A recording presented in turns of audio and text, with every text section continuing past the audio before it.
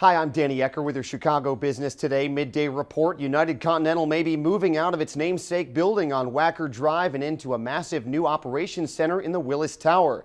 Sources say the airline company is seeking tenants to lease its 250,000 square feet of space at 77 West Wacker, where it's had its headquarters since 2007 and is on the hook for paying rent through 2022.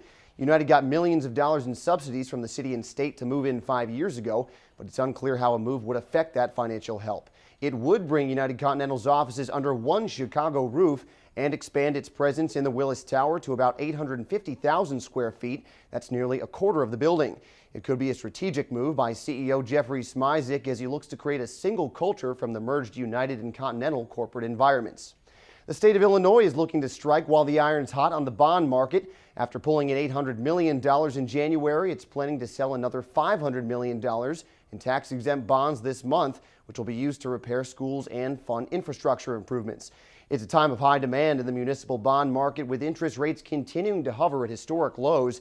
One twist on this bond issue is that, unlike the January wave, which was done in a competitive auction, two banks will underwrite the bonds after being chosen at random last year. Well, Google is looking to trim some fat from its Motorola Mobility acquisition, which is set to close any day. It's trying to sell off its TV set-top box business before the deal is final, according to the New York Post. They say it's partly because TV cable operators have stopped buying Motorola television boxes ahead of the acquisition. Not to mention, tech analysts are predicting that set-top boxes will fade away as TV starts to link with the web. Motorola tried and failed to sell that arm of the company for $4.5 billion in 2009. And MillerCoors is tapping into a blast from the past, bringing back the classic "It's Miller Time" tagline to ads for Miller Lite. New ads are set to be unveiled at a distributors meeting later this month and will replace the Brewers' Man Up campaign, which was developed by Draft FCB in 2010.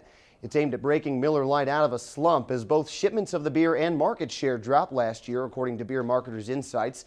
The Miller Time campaign originally debuted in 1971 for the High Life brand, but has been in play at least a couple other times since then.